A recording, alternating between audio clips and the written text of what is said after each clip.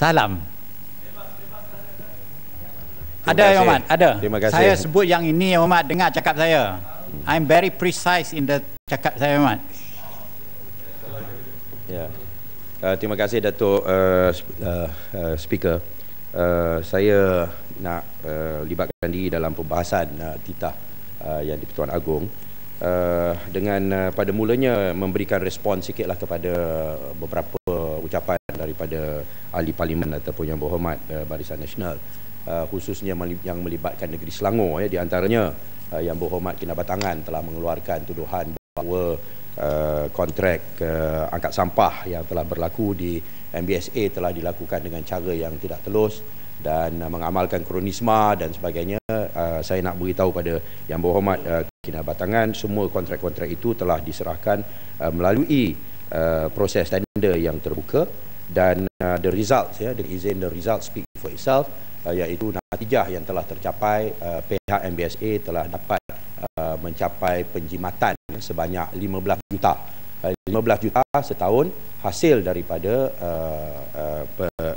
pemberhentian kontrak Alam Flora dan pemberian kontrak melalui tender-tender yang terbuka.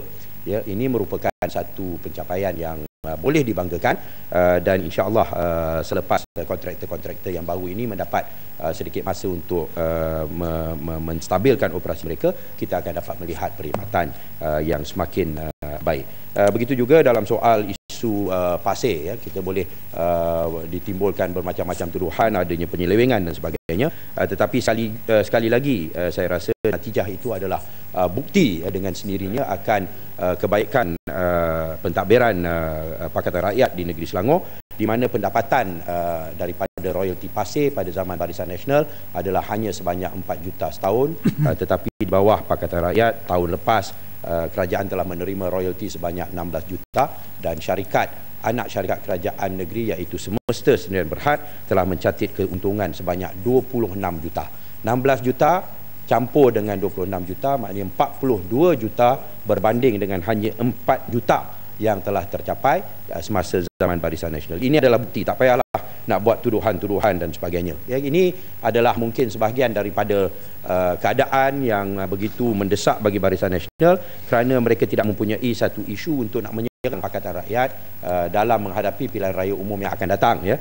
Maka kita melihat bagaimana mereka dengan keadaan yang begitu desperate cuba menjualkan konsep bahawa Datuk Seri Anwar Ibrahim, Ketua Pembangkang, redha dan sokong pembunuhan beramai-ramai rakyat Palestin. Ini merupakan satu tuduhan yang amat melulu dan ini akan ditolak oleh rakyat jelata. It is, kalau dalam bahasa Inggeris Datuk Speaker, dengan izin, it's an overkill, ya. Dan Barisan Nasional ni dia masih tak pandai-pandai lagi nak belajar daripada pengalaman lama. Don't overdo it, ya. It's an overkill.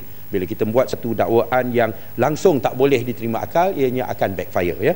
Begitu juga dengan soal nak tubuhkan PSC untuk Linas. Kita semua tahu bahawa ianya semua merupakan satu strategi untuk melengah-lengahkan masa, yang mana bila berlakunya pilihan raya dalam keadaan PSC ini masih menjalankan tugasnya, maka pihak Barisan Nasional akan mengatakan, oh, isu Linas ni bukan satu isu, kita sedang tanganinya, maka biarlah rakyat jelata dapat lihat kita nak buat sesuatu, sedangkan kilang Linas itu telah pun mendapat TOL dan inilah sebabnya kita tidak mahu bersubahat dengan strategi yang sebegitu rupa. Kena berhenti, Mat. Ada 6 minit lagi petang nanti, Mat.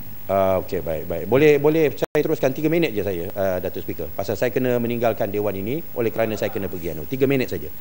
Saya nak tegaskan dalam soal isu keselamatan, indeks keselamatan. Saya ucapkan tahniahlah kerana dapat indeks yang nampaknya baik, tetapi ini tidak nafikan seperti mana Yang Berhormat Rembau pun sebut, tiap-tiap hari ada kanak-kanak yang kena curi. Ya, lalu saya pun fahamlah apa yang dimaksudkan di dalam indeks dan apa yang berlaku dalam dunia yang nyata, ya. Kes Nurin, kes Syarlini dan lain-lain yang terbaru, iaitu Nurul Nadirah ataupun Dirang, ya, yang mana dijumpai dah dibunuh, dibakar, dan apa yang pihak berkuasa mampu buat ialah tangkap ayah, ya, bapa kandung Dirang untuk dihantar balik ke Filipina. Itu saja yang mampu dilakukan. Ini amat menyedihkan, ya.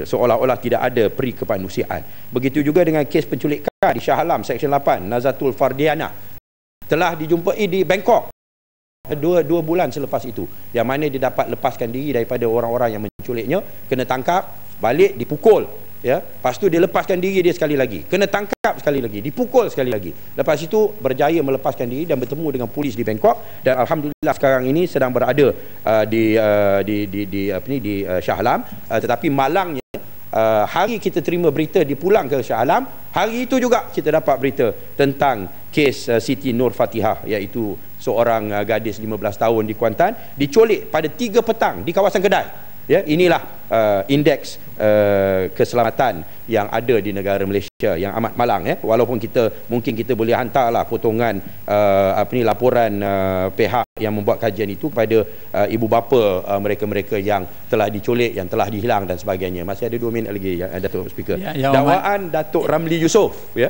Minta 3 minit, 1-3 minit saya berhenti. Peringkat ini saya tidak kuasa sambung, ya Mat, sebenarnya. Seminit je lagi, Tuan Pengerusi. Saya minta, ya, tolong, pasal saya kena tinggal, saya kena pergi ke Kota Baru.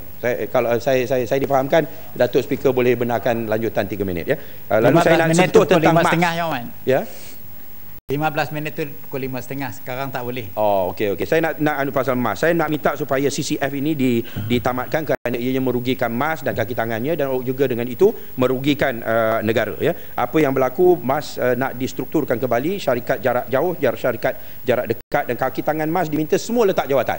Dan selepas itu memohon bekerja balik dengan syarikat yang baru, ya, dan tanpa jaminan bahawa ianya mereka akan diterima. Begitu juga syarikat-syarikat, anak-anak syarikat MAS ni, iaitu MAS Aero Engineering, MAS Pilot Training Academy, MAS Ground Services, MAS Cargo, semuanya akan diagih-agihkan di kalangan pihak-pihak yang berkepentingan. Ketidakadilan penstrukturan kembali MAS, iaitu kes MAS Pilot Training Academy. MAS mempunyai 9 flight simulator, Air Asia dan CAE hanya 3. Tapi bila dicantumkan balik, MAS hanya dapat 10%, sedangkan mereka ada 9, dan Air Asia dan CAE hanya ada 3. Tapi macam mana MAS dapat hanya 10%? Ini tidak adil, ya. Lalu CCF ini mesti dihentikan, dan apa yang usaha untuk memecahkan MAS ini perlu dihentikan, dan MAS perlu diselamatkan. Kita pada satu ketika dulu begitu bangga dengan adanya syarikat Malaysian Airlines System yang mana telah membawa bendera negara kita dengan begitu megah, dan saya harap bahawa pihak kementerian akan mengambil kira perkara ini. Terima kasih, Datuk Speaker. Ya, Hormat tak sambung lagi.